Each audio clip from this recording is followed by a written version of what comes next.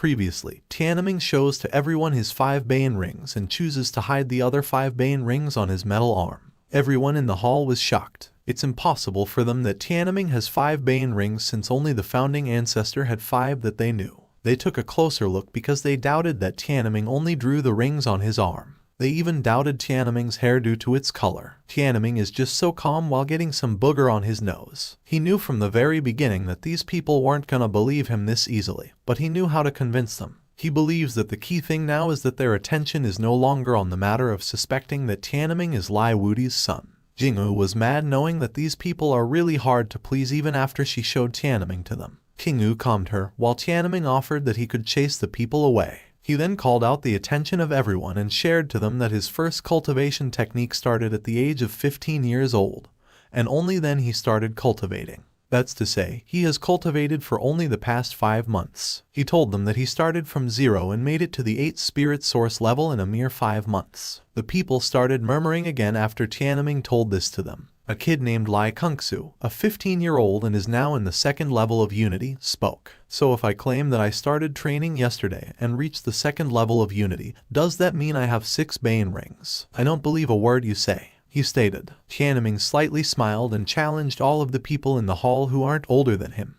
If I can beat you all, will you believe my Bane rings are real, and that I'm Lai Wudi's son? Tianming asked. The people think that he was crazy for challenging those in higher realms. Why, Tianming, if you can really succeed in the challenge, we will, of course, recognize you. After all, this kind of thing can only be done by someone with 5 Bane rings, the man said. And if Tianming cannot do it, it proves that he's an imposter. In that case, they would rather just have Lai Wudi adopt one of their sons instead. Kungsu asked Jingwu if Tianming's word counted, and Jingwu was speechless. Tianming is the one who answered and said that whoever can beat him will be the junior sect master. Jingwu asked him if it's really okay with him to fight several kids in a high realm, and Tianming was very confident with his performance. Jingwu allowed them to have a battle, but it should be outside the hall. Up until this point, the oldies still believe that Jingwu is just lying to them. They then come out from the hall and Kungsu will be the first one to face Tianming. Tianming grits his teeth and it was easy for him to beat up kids under his age. Kid, make your move. Let me beat you up a lil, Tianming uttered.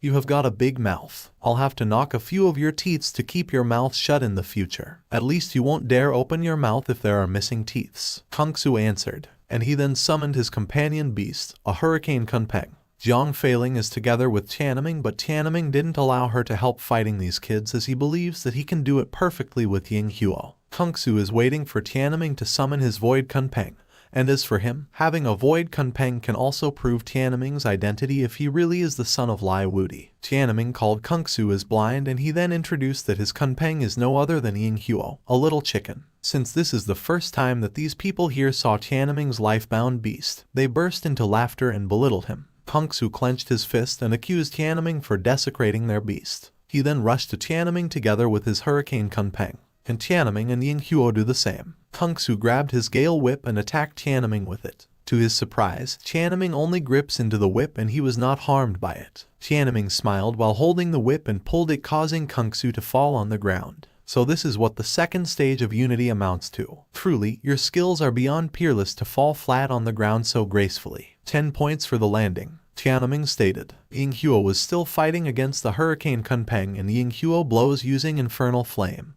But at this time, the Hurricane Kunpeng easily blows away the flames using his Wild Storm howls, so Ying Huo believes that this beast really is good at fighting. Kungsu was annoyed that Tianming makes fun of him and he reasoned out that he still doesn't use his full strength. Tianming grabbed his sword and both of he and Ying Huo performed the Demise of Man, Spectral Dance, and slashed their opponents. The people was surprised to see a Unity battle art and they feels a heavily will. They cannot even believe that Ying Huo can also use a sword skills. Ops accidentally knocked some of his teeth. Is anyone else not convinced? Tianming uttered while dropping the 2 teeth of Kungsu. Kungsu screamed in agony and his mount is bleeding.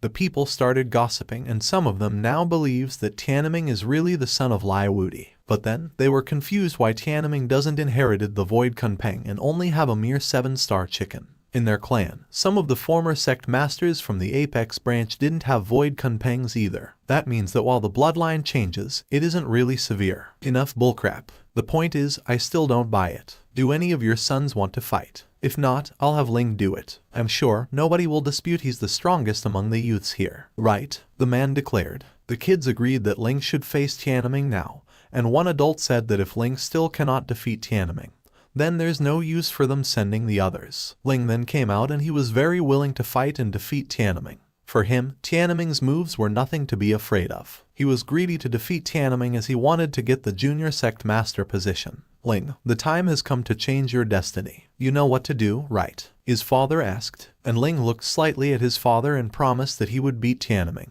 He then walked to the battle area while saying that Tianming is not worthy of holding the sword in front of him. Tianming's eyes sparkled and he didn't even feel scared. Ling challenged Tianming to fight above the water and Tianming instantly accepted his challenge. At this time, Tianming is asking for Zhang Feiling's help. Ling smiled while thinking that Tianming will be defeated this time. He believes that there's no way for Tianming to win against him in a battle above the water. He jumped into the water and summoned his mid-tier 8-star beast. Yinghuo and Tianming were both dumbfounded upon seeing this beast since this beast is the same level as Mu Yong's ink kiling back in a vermilion bird. He was surprised to think that it would be so easy for juniors to process this kind of beast here. While Ling is standing above his life-bound beast, he senses that Tianming feels scared. A sword wielder must be virtuous. You foul scum on the diabolic path, Ling uttered while holding his sword and attacked Tianming using his flow stream sword technique that creates an azure light circling him, and a bunch of water going towards Tianming. Tianming was still calm and performed the demise of Earth Shaker. At this point, they cancelled each other, which made the crowd surprised, especially when they witnessed that Tianming isn't losing despite that he doesn't use water-type Kai.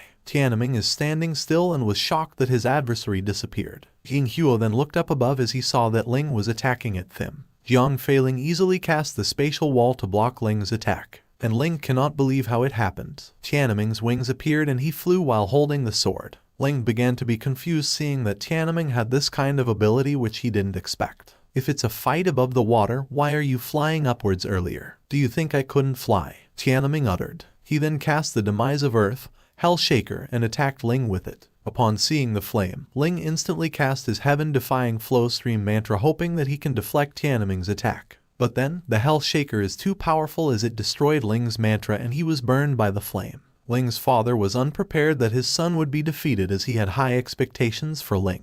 Tianming smiled slightly and told him that Ling will not die as he held it back. Ling lies on the ground with bruises and is already weak. His hair was burned and his body was full of blood. Tianming then landed on the ground and since he won against Ling, he asked the other possible participants if there are still participants who wanted to challenge him. Everyone was silent and bent over in fear. Jingwu laughed confidently and asked them all if they still doubt that Tianming is his grandson. She told them that even Tianming doesn't have a Kunpeng life-bound beast, but both he and his life-bound beast have 5 Bane rings. He may not have avoided Kunpeng now, but who's to say his children won't? She added, a man grits his teeth as he doesn't believe that Tianming's little chicken has 5 Bane rings. Yinghuo confidently volunteered to show it to them, but Tianming suddenly stopped him as Yinghuo was about to show them the wrong side. Tianming rattled that Yinghuo might have revealed that they actually have 10 because it's hard for these people to believe him for having 5 Bane rings, and he knows that there might be a conflict once all of these people will discover. He was a little bit annoyed at Yinghuo for not knowing where the left and right side were.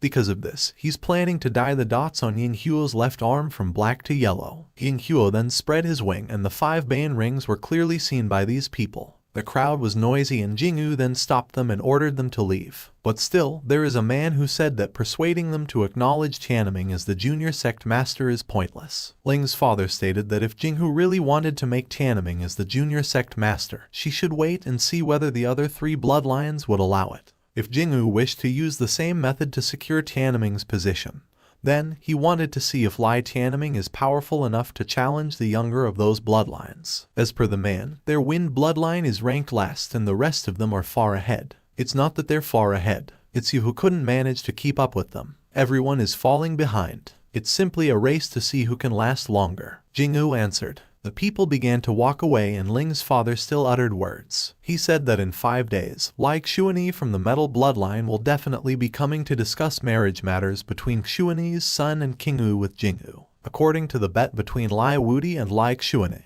King Wu will need to marry Xuanyi's son when she turns 16. The man even stated that Lai Wudi really was a fool to have made that bet, and even had the sect elders serve as witnesses. He believes that Lai Xuanyi will use the Council of Elders to pressure Jingyu to honor the bet. Lai Xuanyi lucked out this time. To think that his trashy, fat, and ugly son could get a beautiful genius like Qingyu as his wife. Qingyu, it's a shame that your father is such a fool. Prepare yourself for that tragic fate, he added while heading his way home. Tianming stared at Qingyu and saw that Qingyu trembled in anger. Jingyu then approached her and told her not to be afraid as she's willing to stop those people who will try to take her granddaughter even if it costs her life. Tianming was just observing them and didn't speak any words, as what he believes, the Council of Elders is the highest authority in the Grand Orient sect. The elders from the various lines of the sect within the council held absolutely control. In 5 days, the 3 other bloodlines will definitely come. Whether he can become a junior sect master, it will still depend on how the encounter turns out. After a while, they all go back inside the hall and Jingyu was impressed by Jiang Feiling's talent as she had never seen anything like Linger ability before. She also advises Tianming to treat Linger well. She knows that Linger is Tianming's treasure and Linger even left home to be with Tianming.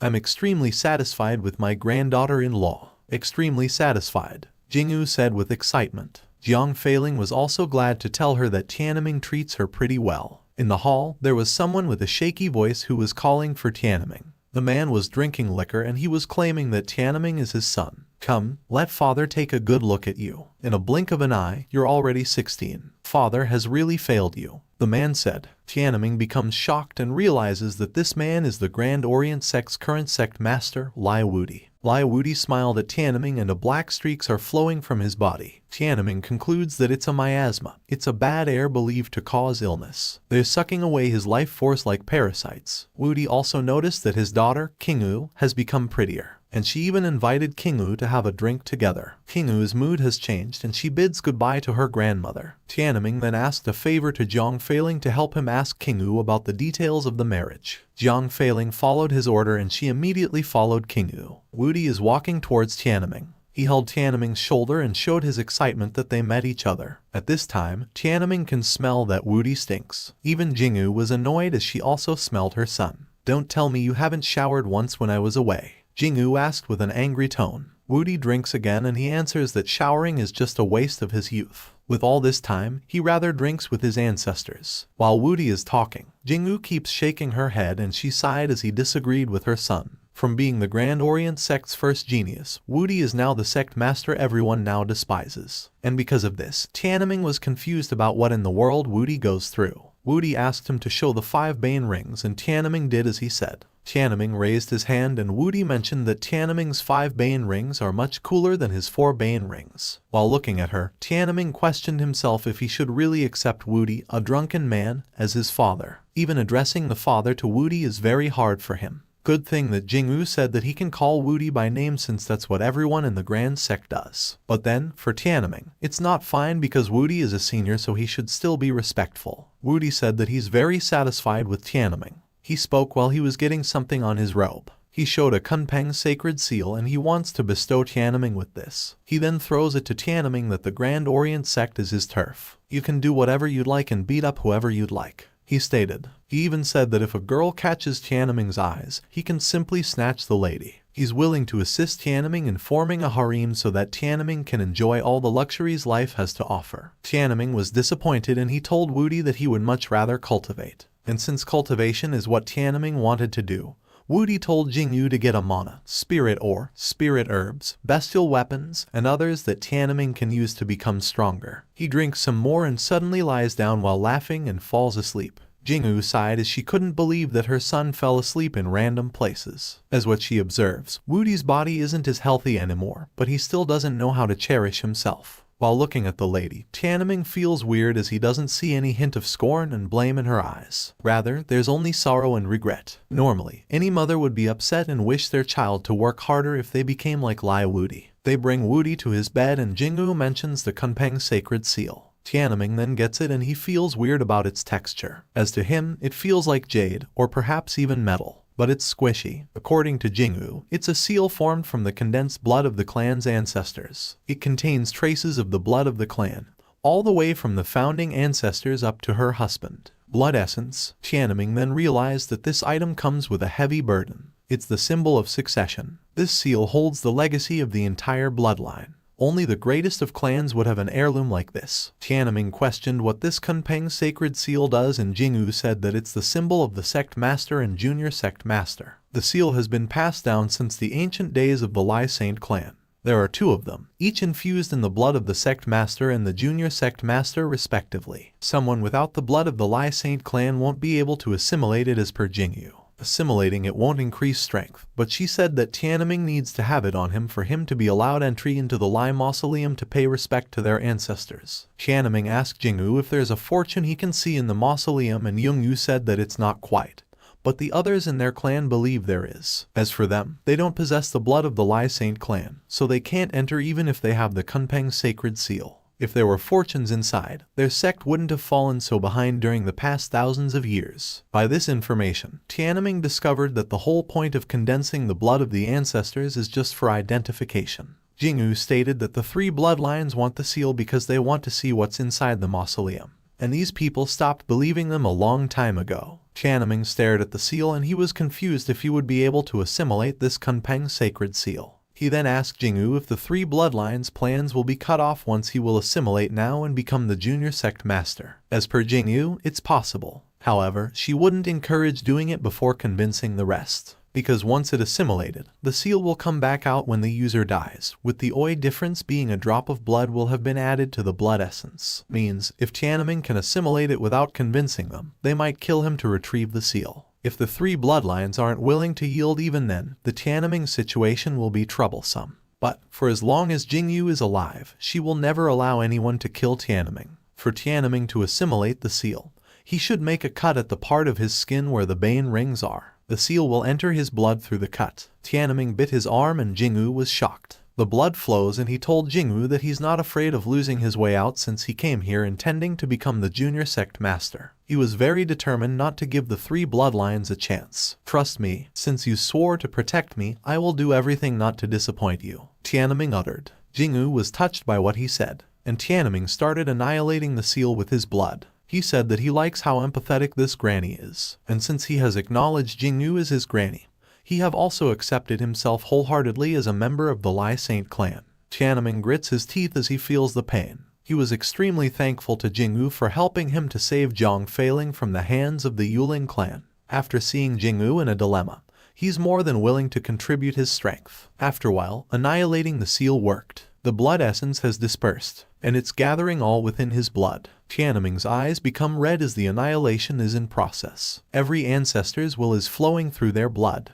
It's as if they're all still alive. Tianming's blood is shuddering with vigor. Perhaps it's gathering his blood. And at last, the annihilation is completed. He feels changes in his body like the core qualities have been reborn. Jingwu was glad that Tianming made it. She becomes emotional as she always wanted to have a grandson like Tianming. Granny, I will be your grandson from now on, Tianming stated. All of a sudden, Wudi was dreaming and mentioned a name, Muhi, several times. According to Jingwu, Muhi is Wudi's wife and Kingu's mother. She said that Wudi may seem frivolous in his youth. There has actually been only one person whom he helped, and that is Muhi. Tianming was confused how Wudi became like this, and since Wudi is the first genius here, he believes that there's no one should be capable of hurting him. Jingyu agreed that his son was once the strongest junior sect master, but if it were just an enemy, no one in the entire Grand Orient sect would have been able to hurt him. However, the person who hurt him was not an enemy, his sworn brother. Back then, Wudi was both talented and accomplished. He was full of zeal and made many sworn brothers. One of his best friends was Yuan Taiji, the son of Yuan Fengchen, a member of the Council of Elders. When they swore the oath of brotherhood, they pledged to go through life and death together. As per Jingwu, Yuan Taiji appeared to be polite and unambitious, and the 2 of them have been together since youth when Yuan Fengchen discovered Wudi's talent.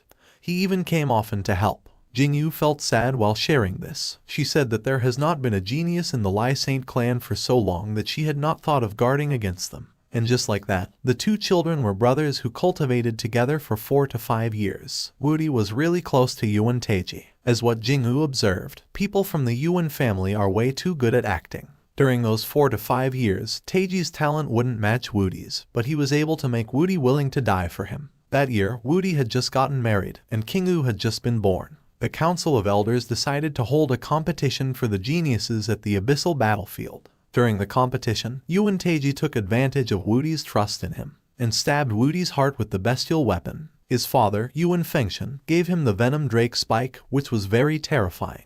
Once it's in, it can never be pulled out. If it is pulled out, the person will die. That Yuan Teji pretended to be innocent and had actually planned it long ago. He even worked with others to create an alibi for himself. Without any evidence, Wudi's words will not be enough. He was set up. There's nothing the Council of Elders can do even if they wish to. Such a betrayal hurt him even more emotionally than physically. Yuan Teji decided not to kill Wudi on the abyssal battlefield, but instead choose to torture him in such a way. It was because he secretly loved Muhi, Wudi's wife. Teji hated Wudi, so he chose to torture him. After all, it was more satisfying for him to watch Wudi fall from grade than to finish him off. Muhi never bothered herself with him, but Yuan Teji would often come to Fate Path Peak and pretend he's here to visit. But then, his true goal is to take Muhi away. Muhi and Jingyu strongly resisted Teji, but Muhi couldn't take it anymore. She took her own life and left the 3-year-old Qingyu behind. That day, Qingyu saw her mother die before her eyes. That Yuan Teji forced Muhi to take her own life. Jingyu really wants to avenge them, but Yuan Teji is now the strongest person in the Grand Orient sect. Jingyu didn't say all of this just because she wanted Tianming to do something for them, but she just hopes that Tianming can make full use of his 5 Bane rings and properly train.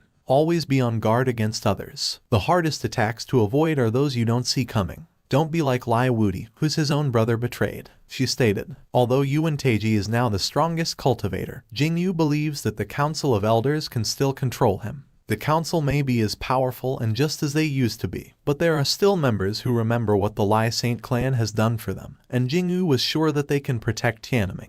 After listening to her, Tianming didn't expect Lai Wudi's past to be so tragic. He concludes that it hasn't been easy for this family. The boulder Granny shouldering is way too heavy for her age, way too heavy. In the future, Tianming vowed that he will do his part as a family member and make the Yuan family pay for what they did. Wudi woke up and instantly drank his alcohol. He was surprised that Tianming and his mother, Jingyu, are still not done talking even though he had finished napping. Hey, did you shove that thing in your body? He asked. Tianming concludes that Wudi is talking about the seal, so he told Wudi that he has done assimilated it. Wudi was glad that Tianming could now go into the Lai mausoleum with him. My son Lai Tianming, your father will bring you to the mausoleum now. Are you ready? Father will show you how to sing and dance, he stated while smiling brightly. From the other's point of view, Zhang Feiling is still together with Qingyu. Qingyu showed Linger the room where Tianming and her can stay, and Linger was confused why there's only one room. Qingyu then asked if Linger and Tianming don't live together. Linger felt shy while she answered that they only got to know each other not too long ago. Where do you live, Qingyu? Why don't I stay with you instead? She asked, and she shared that she has been sleeping next to Princess King since childhood. She begged Qingyu to sleep together as she was lonely if she would sleep by herself. Qingyu then agreed to her and Linger invited her to walk by the river. As per Qingyu, she envies Linger and Tianming as they both look nice together. Jinger then asked about Wudi's promise to marry Qingyu off to someone she doesn't like. They both held each other's hand and Qingyu felt sad while saying that it happened because those people mentioned her mother. That's why Wudu got angry and wanted to punish them through a bet. But then, he ended up losing.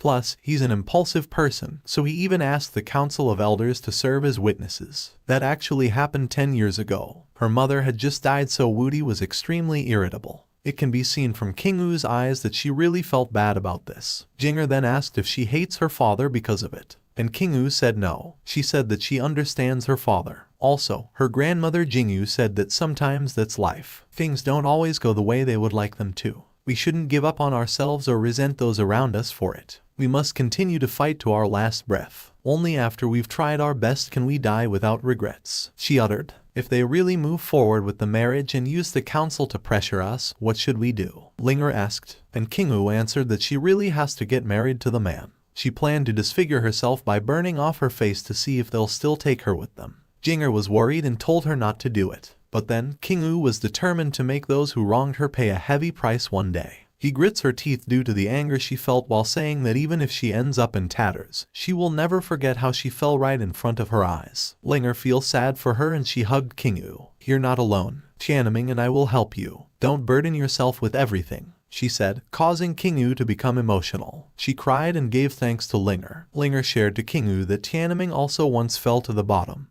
but fate did not abandon him. Going back to Tianming, he was still together with Woody, and they were heading to the mausoleum. Woody saw Tianming's little chicken and cat, so he asked if they are Tianming's lifebound beasts. Tianming was confused why he suddenly asked, and Woody suddenly laughed loudly while saying that he can make a dish out of them. Why Tianming didn't give him an answer, and Yinghuo senses that this place is full of monsters, and it seems fun for him. He spread his wings and invited Miao Mao to play together and catch some fish. Miao Mao then came with Yinghuo and Tianming and advised them not to devastate the sacred spirit too much. After a while, they arrived at the mausoleum. Within this blood-colored formation is the Lai Mausoleum. As of now, Bloodbane formation is still the strongest in the entire Grand Orient realm as per Woody. Come, my son Tianming, help me bring these fine wines inside, Woody ordered while showing a lot of wines. You aren't serious, right? Do you plan on drinking yourself to death by bringing this much wine inside? Tianming answered, and Woody then told him that it is not for them. Even he was hesitant to drink all this wine. According to him, all of these are all high-quality items he has spent a hefty sum on. He sighed while saying that their ancestors drink way too much and not do anything for them if they don't give them some good wine. Tianming was shocked as he thought that the ancestors are still alive, but Woody said that they will only pour the wine on the ground. Tianming was thinking that the offering is just an offering, but Woody makes it sound like the ancestors are actually going to drink it. What are you standing there for? Bring the wine over, Woody demanded, which made Tianming startled. They then passed through the blood-colored formation, and upon entering, Tianming wondered if Linger can enter with him here using a spiritual attachment. Let's go. I'll introduce you to the old crooks, Woody uttered.